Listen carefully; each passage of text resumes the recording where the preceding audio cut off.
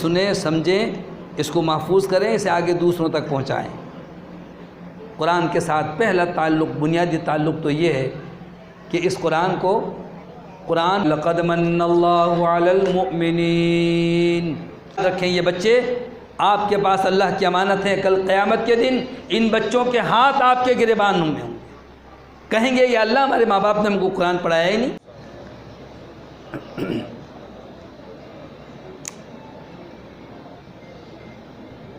الحمدللہ رب العالمین والعاقبۃ للمتقین ولا عدوان الا علی الظالمین والصلاة والسلام علی اشرف الانبیاء والمرسلین نبینا محمد وعلی آلہ وصحبہ اجمعین ومن تبعهم بإحسان إلى يوم الدين أما بعد فأعوذ بالله السميع العليم من الشيطان الرجيم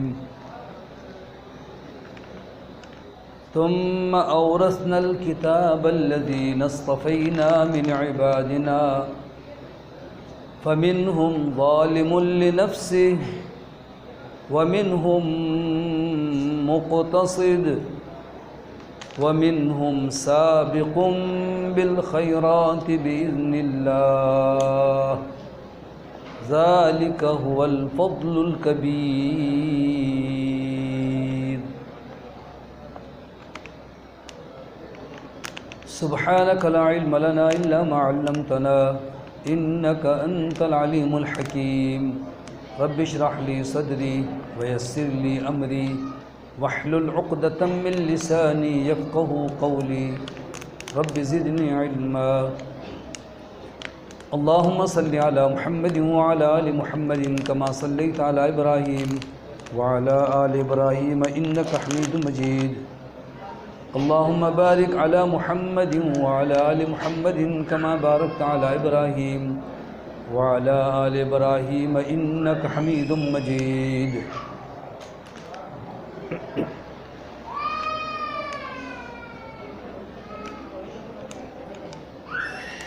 قرآن مجید کی فضیلت، قرآن مجید سے متعلق رسول اللہ صلی اللہ علیہ وسلم اور صحابہ کے معمولات ہم سن رہے تھے۔ قاری محمد ابراہیم جناگڑھی حفظہ اللہ سے۔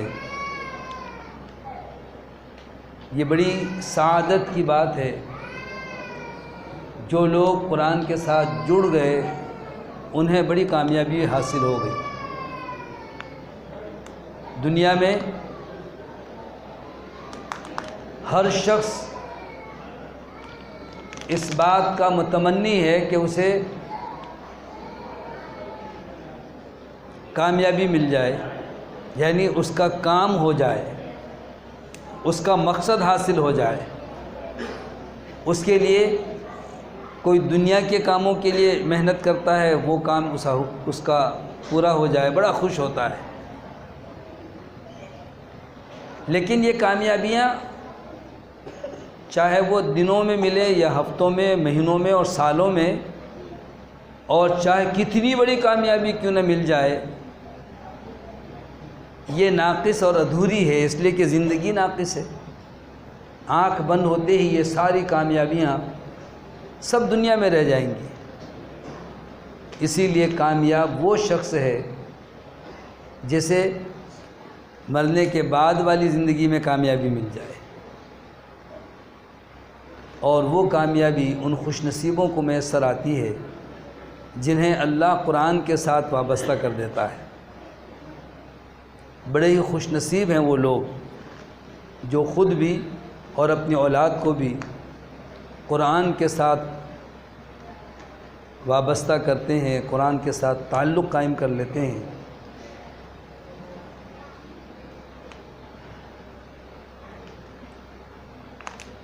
جناب امیر معاویہ بن ابی سفیان رضی اللہ تعالیٰ عنہما روایت کرتے ہیں کہ جناب محمد الرسول اللہ صلی اللہ علیہ وسلم نے ارشاد فرمایا ان اللہ یرفع بہذا الکتاب اقواما ویدع بہ آخرین، اس کتاب کے ذریعے سے اللہ کچھ لوگوں کو رفعت اور بلندی عطا فرماتا ہے اور کچھ لوگوں کو اللہ پست کر دیتا ہے، کچھ لوگوں کو اللہ نیست و نابود کر دیتا ہے۔ یعنی قرآن کے ساتھ جڑنے والے رفعتوں کے حقدار ہیں، اور قرآن سے بے رخی کرنے اور قرآن سے اعراض کرنے والے دنیا میں بھی پست ہو جاتے ہیں، دنیا میں بھی گمنام ہو جاتے ہیں، دنیا میں بھی ناکام اور نامراد رہتے ہیں، آخرت کی سزا اس کے علاوہ ہے۔ اس لیے یہ بڑی سعادت مندی کی بات ہے، اور ان لوگوں کے لیے بڑی خوشی کی بات ہے جن کے محلے میں، جن کے علاقے میں یہ مدارس اور مساجد قائم ہیں۔ پہلے لوگ دین سیکھنے کے لیے گھنٹوں نہیں، ہفتوں نہیں، مہینوں کا سفر کرتے تھے، تب جا کر کے انہیں علم حاصل ہوتا۔ اب چند منٹ کے فاصلے پر یہ مدرسے ہیں، مسجد ہیں، اور پہلے اس کے لیے انہیں بڑی مشقتیں اٹھانی پڑتی تھیں۔ اب کتنا آرام دہ ماحول ہے اور کتنی آسانی کے ساتھ دین کا علم، قرآن کا علم سیکھا جا سکتا ہے، حاصل کیا جا سکتا ہے۔ نفسیاتی طور پر جب انگریز بر صغیر میں آئے تو انہوں نے مسلمانوں کو اسلام سے اور دین سے اس طرح سے برگشتہ کیا کہ مسلمان بھی اب یہ سمجھتے ہیں کہ جسے انگریزی آتی ہے، جس نے ڈاکٹری کی ہے، جس نے انجینئرنگ پڑھی ہے، جس نے کوئی اور مضامین پڑھ کے دنیا میں کوئی عہدہ حاصل کر لیا ہے، کہتے ہیں بڑا آدمی ہے، اور جس نے قرآن پڑھا اور زیادہ سے زیادہ مسجد میں امام ہے، مدرس ہے، مؤذن ہے، کہ اس کو بیچارہ سمجھتے ہیں کہ اس بیچارے کے پاس کیا ہے۔ اور حقیقت بھی یہی ہے کہ ہم نے ڈاکٹر اور انجینئر اور دوسرے دنیا داروں کے پاس منہ مانگی فیس دیتے ہیں، اس سے نہیں پوچھتے کہ 2 منٹ کا وقت لگا نبض دیکھ کر کے اور دوائی کا نسخہ لکھ دیا کچھ بھی نہیں، بازار سے دوائی لے لینا اور ہزاروں روپے فیس لے لی۔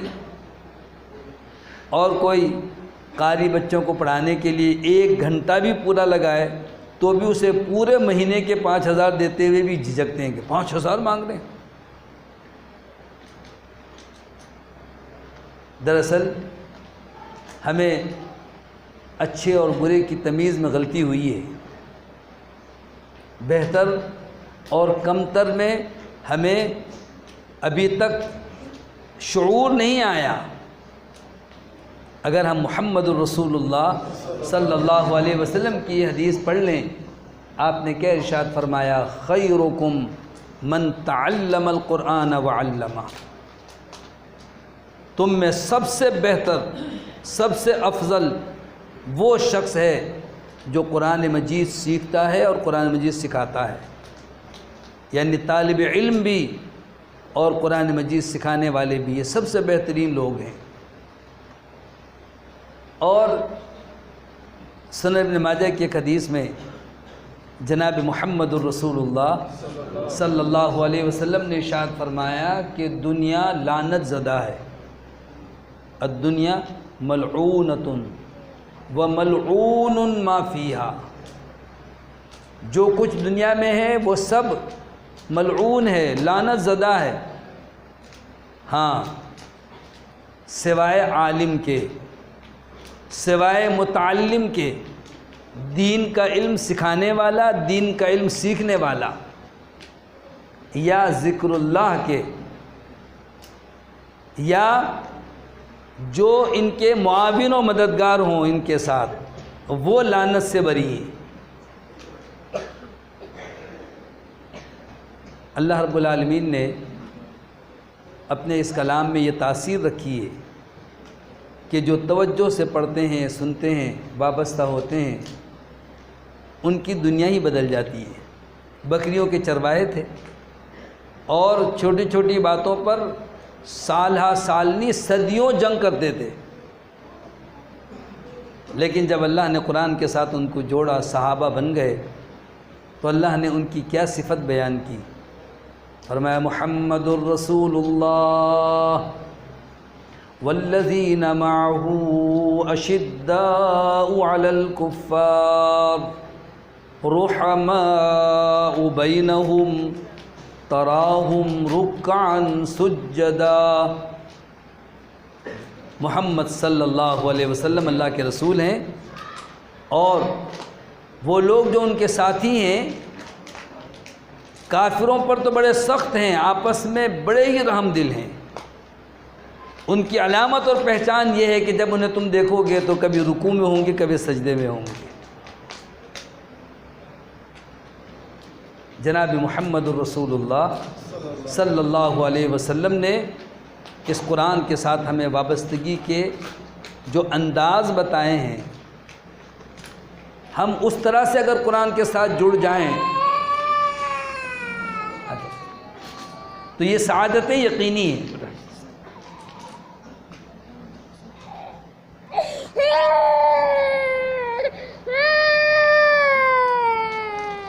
قرآن کے ساتھ وابستگی کی 5 صورتیں ہیں، 5 انداز ہے، 5 طریقے سے قرآن کے ساتھ اگر ہم نے اپنا تعلق قائم کر لیا، کامیابی یقینی ہے۔ ہمارا قرآن کے ساتھ تعلق کوئی ایک صورت میں 2 صورتوں میں ہے، وہ بھی وقتی طور پر ہے، کبھی رمضان میں، کبھی جمعہ وغیرہ میں۔ ہم نے قرآن کے ساتھ مستقل اور مضبوط تعلق قائم نہیں کیا، پھر بھی اللہ کی مہربانی ہے، اللہ کی طرف سے یہ عنایت ہے کہ پھر بھی اللہ تعالیٰ نے رفعت عطا فرمائی ہے۔ اگر 5 طرح سے قرآن کے ساتھ ہمارا تعلق قائم ہو جائے، قرآن کے 5 حقوق ہم پر ہیں، اور یاد رکھیں کہ قرآن صرف ہمارے لیے نہیں ہے، پوری انسانیت کے لیے ہے، یہ تمام لوگوں کی رشد و ہدایت کا باعث ہے۔ ہم پر فرض ہے، اگر ہمیں یہ پیغام ملا ہے، ہم اسے سنیں، سمجھیں، اس کو محفوظ کریں، اسے آگے دوسروں تک پہنچائیں۔ قرآن کے ساتھ پہلا تعلق، بنیادی تعلق تو یہ ہے کہ اس قرآن کو قرآن مانے جیسے اللہ تعالیٰ نے حکم دیا ہے۔ بہت سے لوگ ہیں جنہوں نے قرآن مجید کو اللہ کا کلام سمجھنے کے بجائے اسے محض تعویذ سمجھا ہوا ہے کہ گلے میں باندھ لیں، بازوں میں باندھ لیں، یا جھگڑے میں حلف اٹھانے کے لیے لے آئیں، یا پھر کوئی انتقال کر جائے تو اس کو بخشوانے کے لیے سب جمع ہو جائیں۔ قرآن اللہ کا کلام ہے، اور یہ منزل من اللہ ہے، حرف، لفظ، آیتیں، سب کچھ اللہ نے نازل فرمایا ہے۔ پہلا تعلق قرآن کے ساتھ ایمان ہے۔ وہ لوگ جو قرآن پر ایمان رکھتے ہیں جیسا ایمان ہونا چاہیے۔ دوسرا حق قرآن کا ہم پر یہ ہے کہ اس کی تلاوت کریں، اس کو پڑھیں۔ اس کا تعلق تلاوت والا، جس طرح ایمان کا تعلق ہمہ وقت ہونا چاہیے، اس طرح تلاوت بھی بیشتر لمحات ہمارے قرآن کی تلاوت کے ساتھ جڑے ہوئے ہونے چاہیے۔ وہ لمحہ جو قرآن کی تلاوت کے ساتھ ہمارا جڑ گیا، انتہائی قیمتی لمحہ ہے۔ نیکی کے بہت سے ذرائع ہیں، ثواب کے، کسی انسانیت کی خدمت کرنا، کسی غریب کی مدد کرنا، کسی کے ساتھ تعاون کرنا، یا نیکی کے اور بہت سارے ذریعے۔ روزہ رکھتے ہیں ہم، ذکر اذکار کر رہے ہوتے ہیں، لیکن کم سے کم وقت میں زیادہ سے زیادہ نیکی اگر جمع کرنے کا شوق ہے، قرآن کی تلاوت سے بڑھ کر کے کوئی اور ذریعہ نہیں ہے۔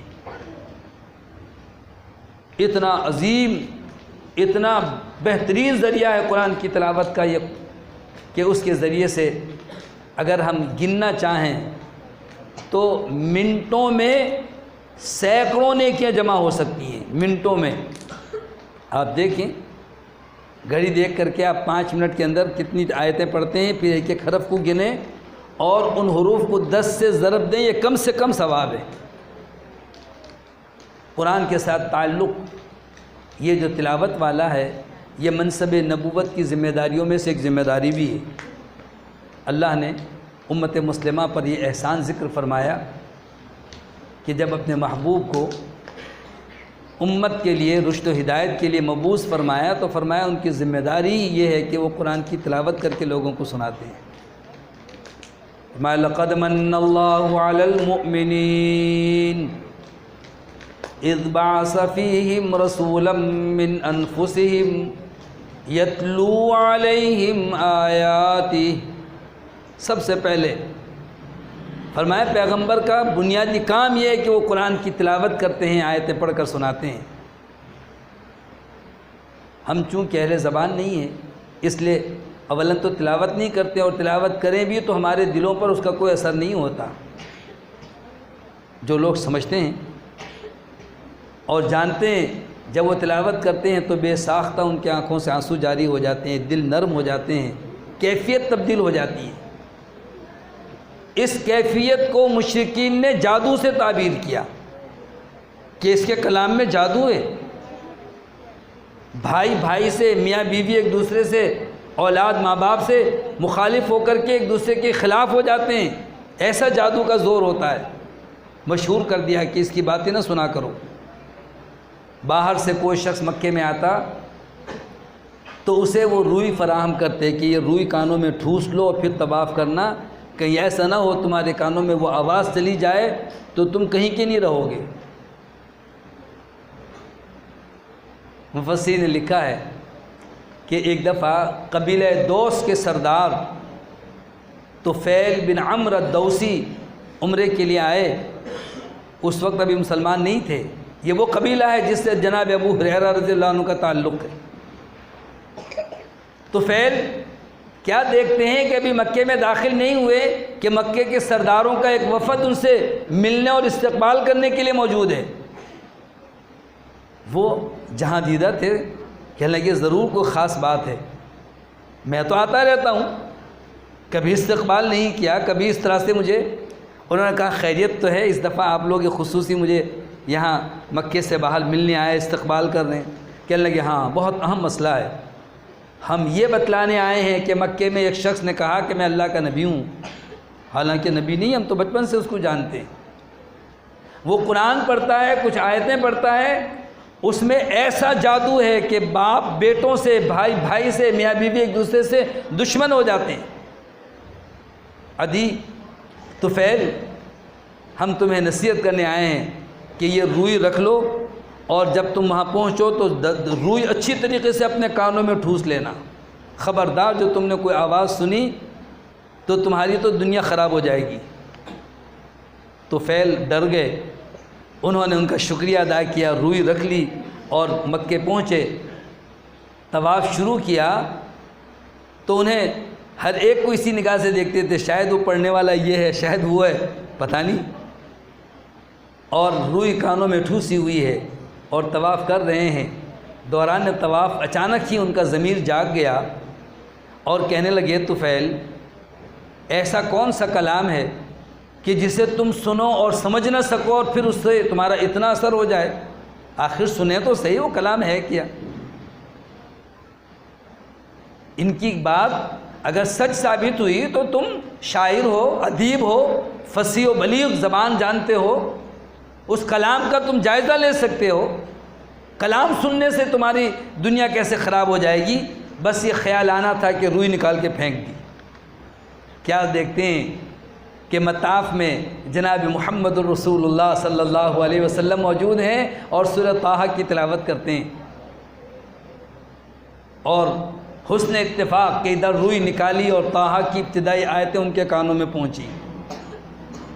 آپ فرماتے ہیں طٰہٰ ما انزلنا علیک القرآن لتشقى الا تذکرۃ لمن یخشى تنزیلا ممن خلق الارض والسماوات العلی الرحمن علی العرش استوى۔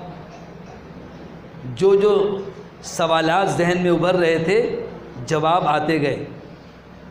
سب سے پہلے تو فرمایا کہ ما انزلنا علیک القرآن لتشقی، قرآن اس لیے نہیں اتارا کہ آپ بد نصیب ہو جائیں، قرآن سننے والے تو سعادت مند ہوتے ہیں، قرآن سننے والوں کی تباہی بربادی نہیں ہے، نہ دنیا خراب ہوگی، قرآن سننے والے تو خوش نصیب ہیں۔ ما انزلنا علیک القرآن لتشقی، سمجھ گئے کہ قرآن تو کسی اور نے اتارا ہے۔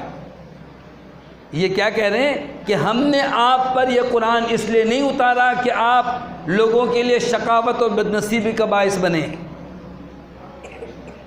قرآن اتارنے والا پھر کون ہے؟ تو جواب آیا الا تذکرۃ لمن یخشی، یہ تو سراپا نصیحت ہے ان لوگوں کے لیے جن کے دلوں میں اللہ کا ڈر و خوف ہو۔ تنزیلا ممن خلق الارض والسماوات العلی، یہ نازل شدہ اس اللہ کی طرف سے ہے جس نے یہ آسمان اور یہ زمین پیدا کی ہے۔ بلند و بالا آسمان اور یہ زمین جس نے بنائی ہے وہ کون ہے؟ مشرکین بھی اللہ کو مانتے تھے، آج کا مسلمان بھی کہتا ہے کہ اللہ تو ہر جگہ ہے، یا پھر وہ کہتے تھے کہ اللہ کی صفت ان مجسموں میں آ گئی ہے، مورتیوں میں۔ فرمایا الرحمن علی العرش استوی، وہ رحمان ہے جو عرش پر مستوی ہے، وہ ہر چیز کا مالک ہے۔ لہ ما فی السماوات وما فی الارض وما بینہما وما تحت الثری، آسمانوں میں، زمین میں، ان دونوں کے درمیان اور جو کچھ تحت الثری میں سب اس کی ملکیت ہے۔ تو فعل سوچنے لگے کہ انہوں نے تو کچھ اور کہا تھا، یہاں تو کچھ اور ماجرا ہے۔ طواف مکمل کیا، خدمت میں حاضر ہوئے اور کہنے لگے کہ آپ اپنی دعوت پیش کیجئے۔ جناب محمد الرسول اللہ صلی اللہ علیہ وسلم نے دعوت پیش کی کہ میں اللہ کا بندہ اور اللہ کا رسول ہوں، اللہ کے سوا کوئی عبادت کے لائق نہیں۔ اسی لمحہ مسلمان ہو گئے۔ اشہد ان لا الہ الا اللہ واشہد ان محمد رسول اللہ، کلمہ پڑھ لیا۔ آج ضرورت اس بات کی ہے کہ قرآن پر جہاں ایمان پختہ ہونا چاہیے، اور الحمدللہ اگر ہے تو قرآن کے ساتھ دوسرا تعلق تلاوت میں تسلسل ہونا چاہیے، اور اس کے بعد پھر اس کو سمجھ کر پڑھنا ہے۔ سمجھیں، چونکہ ہم اہل زبان نہیں ہیں، ہماری زبان اگر عربی ہوتی تو ہمیں پتہ چلتا کہ اللہ نے کن باتوں کا حکم دیا اور کن باتوں سے روکا ہے، کیا کرنا ہے کیا نہیں کرنا چاہیے۔ اس لیے یاد رکھیں یہ قرآن شفا ہے، اور شفا کا نسخہ اگر ہم بغیر پڑھے اسے چومیں، آنکھوں سے لگائیں، ان خوبصورت فریم میں اس کو دیوار پر چسپاں کر دیں اور صبح شام اس کو دیکھیں، شفا نہیں ملے گی جب تک کہ نسخے میں لکھی ہوئی باتوں پر عمل نہ کریں، کن چیزوں سے پرہیز کرنا ہے اور کون سی دوائی کھانی ہے۔ شفا تو اس وقت ملے گی نا، کوئی ڈاکٹر سے نسخہ لکھوائے اور ہفتے کے بعد جا کر کہے ڈاکٹر صاحب کوئی فرق نہیں پڑا بیماری۔ ڈاکٹر صاحب نے کہا دوائی لی؟ دوائی کیا ہوتی ہے؟ میں تو آپ کے نسخے کو بہت احترام سے رکھتا ہوں، اسے چومتا ہوں، آنکھوں سے لگاتا ہوں، اسے سر پہ رکھتا ہوں، اسے فریم بنا کر کے اور بڑی توجہ اور پیار محبت سے اس کو دیکھتا رہتا ہوں۔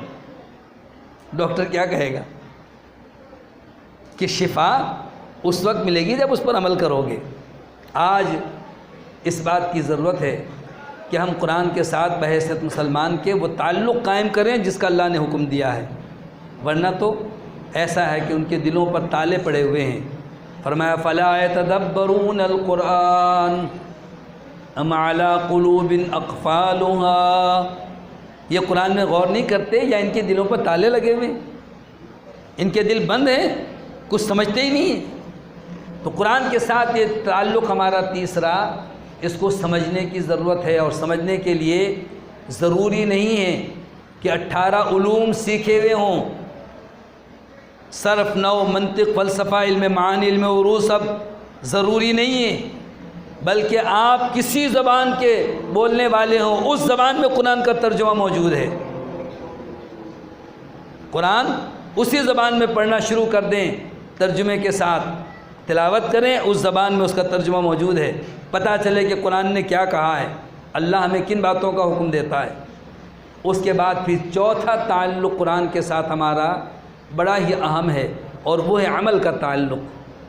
آج مسلمان قرآن کے ساتھ جو بنیادی تعلق ہے تلاوت کا اس سے ہی محروم ہے، سمجھنا اس کے پاس وقت نہیں ہے، اور عمل کرنا تو بڑا ہی مشکل ہے۔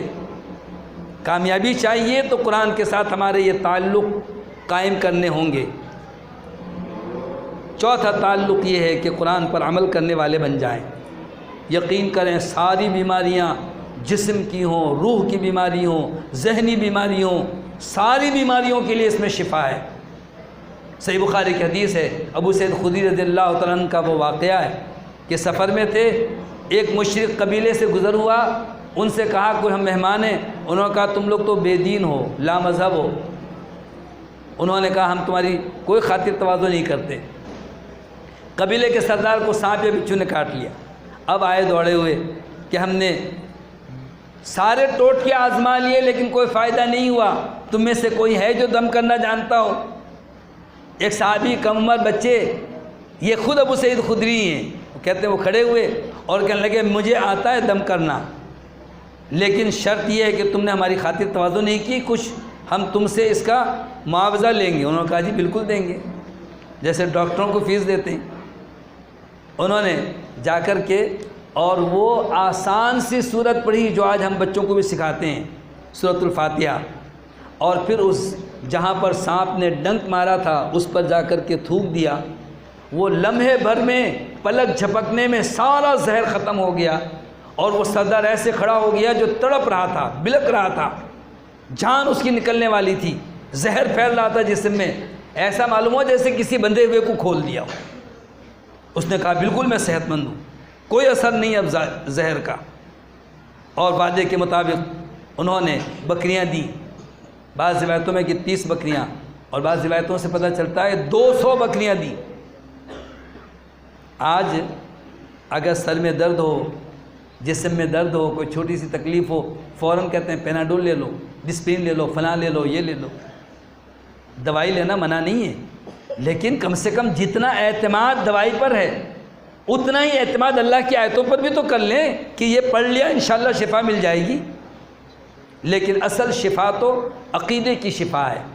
آج مسلمان ایک اللہ کو چھوڑ کر نہ معلوم کس کس کے ساتھ امیدیں جوڑے ہوئے ہیں، تعلق قائم کیے ہوئے ہیں۔ کچھ نہیں تو کسی درخت کے بارے میں بس مشہور کر دیا کہ فلاں پیر صاحب نے درخت لگایا تھا، جو اس درخت کے ساتھ اپنا کپڑا اتار کے چسپاں کر دے اس کی ساری مرادیں پوری ہو جاتی ہیں۔ لوگ شلوار اتار کے اس درخت پہ لٹکا دیں۔ ویڈیو آئی تھی، ایک درخت کے گھنے درختوں میں ایک سانپ پھنس گیا، نکل نہیں سکا۔ جاہل قوموں نے مشہور کر دیا کہ پیر صاحب اپنی شکل تبدیل کر کے لوگوں کو زیارت کے لیے آئے ہیں، اب سانپوں کو لوگ چوم رہے ہیں، بوسہ دے رہے ہیں۔ یہ عقیدہ ہے۔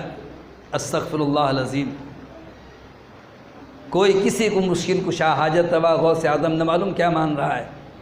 ساری بیماریاں دور ہوں گی اس قرآن کے ذریعے سے۔ یا ایھا الناس قد جاءتکم موعظۃ من ربکم وشفاء لما فی الصدور وہدی ورحمۃ للمؤمنین۔ لوگو تمہارے پاس تمہارے رب کی طرف سے نصیحت بھی آ گئی اور تمہارے دلوں کی بیماریوں کا علاج و شفا بھی آ گئی، اور ہدایت بھی ہے اور رحمت کا باعث ہے۔ شرط یہ ہے کہ ایمان تو لاؤ، یقین تو کرو اس پر عمل کرنے کی ضرورت ہے۔ اور پانچواں اور اہم ترین ذمہ قرآن کا ہم پر یہ ہے، ہم قرآن کا حق ہے، قرآن کے ساتھ وابستگی اور تعلق کا یہ ذریعہ ہے کہ جو قرآن اللہ نے ہمیں عطا فرمایا ہے یہ امانت ہے، دوسروں کو بھی پہنچائیں، اس کی دعوت دیں، اس کی تبلیغ کریں، اس کو پہنچائیں۔ جناب محمد الرسول اللہ صلی اللہ علیہ وسلم نے ارشاد فرمایا بلغوا عنی ولو آیہ، میری طرف سے ایک آیت تمہارے پاس ہے اسے بھی پہنچا دو۔ یہ صرف علماء کی ذمہ داری نہیں بلکہ ہر فرد کی ذمہ داری ہے۔ آج قرآن کے ساتھ ہمارا اگر یہ تعلق ہے کہ ہم اسی طریقے سے قرآن کو سمجھیں، اسی طرح قرآن کو تھام لیں، تو پھر یقین کریں اللہ کی طرف سے جو وعدہ ہے کہ اللہ نے ارشاد فرمایا وَلَا تَهِنُوا وَلَا تَحْزَنُوا وَأَنْتُمُ الْأَعْلَوْنَ إِن كُنتُم مُؤْمِنِينَ۔ نہ تمہیں کوئی غم ہونا چاہیے اور نہ ہی تمہیں کسی بات کا خوف ہونا چاہیے، تم ہی غالب رہو گے بشرطے کہ تم مومن بن جاؤ۔ یہ قرآن جن لوگوں کو دیا گیا ان کے 3 درجے ہیں، 3 طرح کے لوگ ہیں۔ سورہ فاطر کی آیت میں نے ابتدا میں تلاوت کی تھی، وقت کم ہے، چند منٹوں میں انشاءاللہ اس مفہوم کو سمیٹتے ہیں۔ فرمایا ثم اورثنا الکتاب الذین اصطفینا من عبادنا، پھر ہم نے اپنی کتاب کا وارث اپنے بندوں میں سے ان کو بنایا جن کو ہم نے چن لیا ہے۔ کس نے چنا ہے؟ بولیں اللہ جنہیں چن لے وہ بدنصیب ہوتے ہیں یا خوش نصیب ہوتے ہیں؟ ثم اورثنا الکتاب الذین اصطفینا من عبادنا، پھر ہم نے اپنے بندوں میں سے ان لوگوں کو چن لیا جن کو ہم نے قرآن کا وارث بنایا۔ جو قرآن کے ساتھ تعلق جوڑتے ہیں وہ بڑے خوش نصیب ہیں، اللہ نے ان کو چن لیا، اللہ نے ان کو منتخب کر لیا۔ لیکن پھر ان خوش نصیبوں کے 3 درجے ہیں۔ فَمِنْهُمْ ظَالِمٌ لِنَفْسِهِ، کچھ ہیں جو اپنے نفس کے ساتھ ظلم کرتے ہیں، زیادتی کرتے ہیں۔ قرآن کے وارث بنایا اللہ نے لیکن قرآن پڑھتے نہیں ہیں، قرآن سمجھتے نہیں ہیں، اس پر عمل نہیں کرتے، اللہ کے احکامات کو انہوں نے سمجھا ہی نہیں۔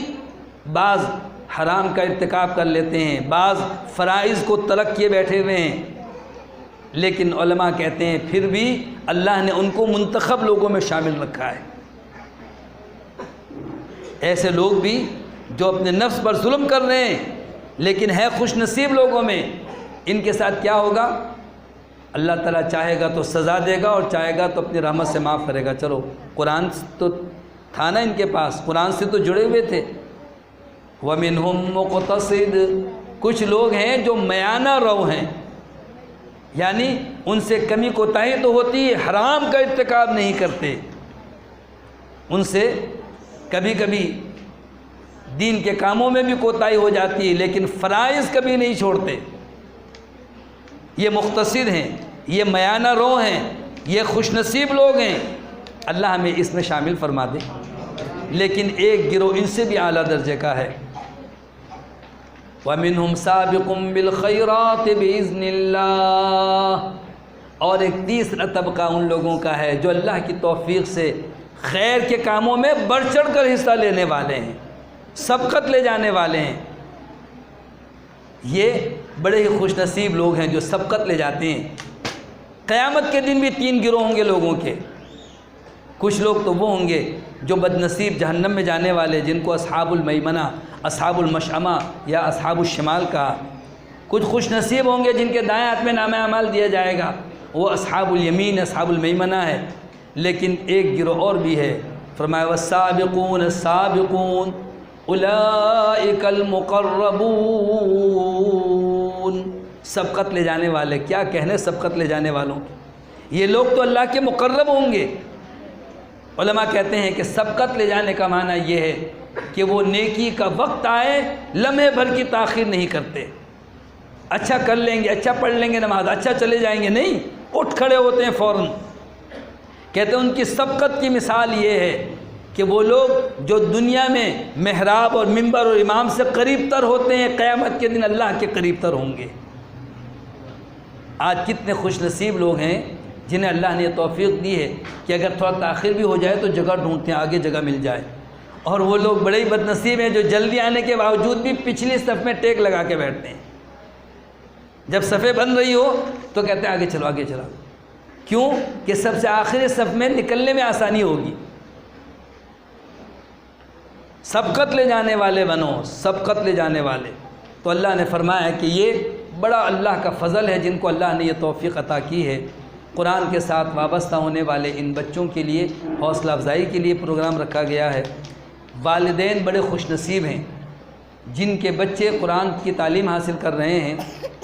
یہ بچوں کی تلاوت صرف بچوں کے لیے نہیں بلکہ بچوں کے اساتذہ کے لیے بھی اور والدین کے لیے بھی نیکی کا ذریعہ ہے۔ آپ کو نہیں پتہ، اگر بچہ تھوڑا سا کہیں کمانے کے لیے چلا جائے اور وہ تھوڑی بہت تنخواہ لے کر کے آئے، غریب ماں باپ بڑے خوش ہوتے ہیں، ماشاءاللہ میرا بچہ محنت کرتا ہے، ہنرمند ہو گیا ہے، نوکری کرتا ہے تنخواہ لے کر کے آیا، یہ تنخواہ یہیں رہ جائے گی۔ اللہ نے روزی کا وعدہ کیا ہے وہ ضرور ملے گی، لیکن جو بچہ قرآن پڑھ رہا ہے کتنی نیکیاں آپ کے نامہ اعمال میں جمع ہو رہی ہے اس کا اندازہ نہیں ہے۔ بڑی سعادت کی بات ہے۔ ایسے اداروں کے ساتھ اپنے بچوں کو وابستہ کریں اور ان کے ساتھ خود بھی وابستہ ہو جائیں، خود بھی قرآن پڑھیں، ترجمہ پڑھیں، تفسیر پڑھیں اور اس پر عمل کرنے والے ہوں، اور ساتھ ساتھ ایسے اداروں کی سرپرستی کریں اپنے بساط کے مطابق جو اللہ نے توفیق دی ہے۔ ضروری نہیں ہے کہ کوئی دولت مند ہی خرچ کریں گے، وہ لوگ تو مٹھی بھر کھجور محنت مزدوری کر کے لاتے تھے، وہ خرچ کرتے تھے۔ اللہ تعالی ہمیں ایسے اداروں کے ساتھ وابستگی اور اس کے ساتھ ہر ممکن تعاون کی توفیق نصیب فرما، اور ایسے اداروں میں جو الحمدللہ بچے پڑھ رہے ہیں اللہ تعالیٰ ان کو کامیابی نصیب فرما۔ یہ بڑی سعادت کی بات ہے الحمدللہ کہ بچوں نے حفظ کیا، قرآن مجید ناظرہ مکمل کیا، یا ناظرہ یا قاعدہ پڑھ رہے ہیں، دعائیں پڑھ رہے ہیں، نماز سیکھ رہے ہیں۔ اس کے ساتھ ساتھ یقین کریں ان بچوں نے اللہ کے توفیق سے آخرت کے لیے ایک وہ عظیم خزانہ حاصل کر لیا ہے کہ اگر ماں باپ 2 یا 3 بچے ہوں، جو بچہ ڈاکٹر بن گیا، انجینئر بن گیا، دنیا جہان کی دولت کمائی، میری آنکھوں نے اس شخص کو دیکھا جو خود بھی ڈاکٹر ہے، بچے کو بھی ڈاکٹر بنایا، شادی کروائی، بہو بھی ڈاکٹرنی لے کر کے آیا، لیکن شادی کے کچھ ہی مہینے کے بعد کہتے ہیں سال نہیں ہوا کہ بہو میرے بیٹے کو لے کر کے الگ ہو گئی، پھر گھر تبدیل کر کے دور چلی گئی، پھر عید بقرعید پر صرف ملنے کے لیے وہ آتے تھے۔ اس کے بعد وہ ڈاکٹر صاحب عمر رسیدہ کہنے لگے کہ میں بھی ڈاکٹر ہوں، بیوی بھی ڈاکٹر ہے، لیکن اپنے بچے کو دیکھنے کے لیے ترستے آنکھوں سے رو رہا تھا کہ میرا بچہ مجھے اب کب ملے گا۔ جس بچے کو آپ نے قرآن پڑھایا، انسان بنایا ہے، وہ آپ کو چھوڑ کر نہ دنیا میں جائے گا نہ آخرت میں آپ کو چھوڑے گا۔ یہ دنیاوی تعلیم دلانے والے بچے جن کو ڈاکٹر انجینئر بنایا ہے، آج ہی نہیں پوچھتے وہ قبر میں اور آخرت میں کیا پوچھیں گے، خود مصیبت میں ہوں گے وہ کیا آپ کی مدد کریں گے۔ یقین کریں جن بچوں کے ساتھ آپ نے ہمدردی کرنی ہو قرآن کے ساتھ جوڑ دیں، اور جن بچوں کے ساتھ آپ کا دل نہیں لگتا اور آپ ان بچوں کے ساتھ دشمنی کرنا چاہتے ہیں تو دین سے دور کریں، ورنہ یاد رکھیں یہ بچے آپ کے پاس اللہ کی امانت ہیں، کل قیامت کے دن ان بچوں کے ہاتھ آپ کے گریبان ہوں گے، کہیں گے یا اللہ ہمارے ماں باپ نے ہم کو قرآن پڑھایا ہی نہیں، ہمیں مدرسے بھیجا ہی نہیں، اے لیول او لیول اسکول اور انگلش اور دنیاوی تعلیم کے لیے تو بڑے پیسے خرچ کرتے تھے۔ اللہ ہم سب کو مساجد اور مدارس کو آباد کرنے والا بنا دے، اور ہم میں جو بیماریاں ہیں جسمانی، روحانی اور عقائد کے اعتبار سے، قرآن کے ذریعے سے اللہ ہمیں اصلاح کی توفیق نصیب فرما۔ وآخر دعوانا ان الحمد للہ رب العالمین۔ سر سے پیر تک اپنے آپ کو چھپائے، لیکن اگر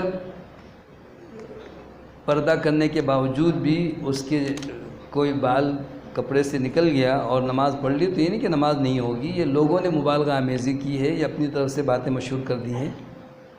آپ کا حکم تو یہ ہے کہ عورت اگر فرض نماز بھی مسجد میں نہ آئے تو کوئی حرج نہیں، گھر میں پڑھے، اور اگر مسجد میں الحمدللہ الگ سے انتظام ہے تو بہت ہی پردے کے ساتھ نکلے، یہاں تک کہ خوشبو لگا کر نکلنے والی عورت کے بارے میں فرمائیں کہ وہ زنا کرنے والی عورت ہے۔ کسی غیر مرد تک اس کی مہک اگر چلی گئی تو یہ دعوت گناہ دینے کے مترادف ہے۔ تو احتیاط، جس چیز کا حکم ہے اس کا احتیاط کرنا چاہیے۔ کیا وضو کرتے وقت ناک میں لونگ جو ہے اس کو اوپر نیچے کر کے پانی پہنچانا ضروری ہے؟ ظاہر ہے کہ جو حصہ جسم کے اعضاء دھونے والے ہیں، جیسے انگوٹھی پہنتے ہیں یا چوڑیاں پہنتے ہیں، اسی طرح ناک کی لونگ بھی اگر وہ بھی ناک کے ساتھ بالکل چپکی ہوئی ہے تو اسے تھوڑا سا ہلائیں تاکہ پانی پہنچ جائے، وہ حصہ سوکھا نہیں رہنا چاہیے۔ اگر بالوں کے درمیان مانگ نہ نکالی جائے تو نماز نہیں ہوتی۔ دراصل نبی کریم صلی اللہ علیہ وسلم پر جب تک بالوں کے سلسلے میں کوئی حکم نہیں آیا تھا تو آپ مشرکین کے بجائے اہل کتاب کا طریقہ اپناتے تھے۔ تو اہل کتاب اپنے بالوں کو سیدھا رکھتے تھے اور مشرکین مانگ نکالتے تھے۔ پھر رسول اللہ صلی اللہ علیہ وسلم پر اللہ کی طرف سے یہ حکم آیا، پھر آپ اپنے بالوں سے مانگ نکالنے لگے۔ تو مانگ سر کے بیچ سے نکالنا، اگر بال بڑے ہیں، جیسے خواتین کے تو ہوتے ہی ہیں، مرد بھی بعض اگر بال بڑے رکھتے ہیں، نبی صلی اللہ علیہ وسلم نے بڑے بال بھی رکھے ہیں، کانوں کی لو تک یا گردن تک اور کبھی کندھے تک بڑے بال بھی رکھتے تھے، تو بیچ سے مانگ نکالتے تھے۔ لیکن مانگ کا نکالنا یا مانگ نہ نکالنا یہ کوئی لازم ضروری نہیں ہے۔ یہ نہیں کہ اگر بالوں میں مانگ نہ نکالی جائے تو نماز ہی نہیں ہوگی، ایسی کوئی بات نہیں ہے، مبالغہ آمیزی ہے۔ بہرحال مرد کے لیے تو بالخصوص رسول اللہ صلی اللہ علیہ وسلم کی یہ سنت ہے کہ آپ نے بال مڈوائے ہیں، بال کٹوائے بھی ہیں، بال رکھے بھی ہیں۔ مسح کے دوران دونوں ہاتھ گیلے کر کے پیشانی سے لے کر کے گردن تک اور گردن سے واپس پیشانی تک لے آئیں، مسح ہو گیا۔ اور اسی طرح خواتین کا بھی مسح کا یہی طریقہ ہے۔ جزاکم اللہ خیر۔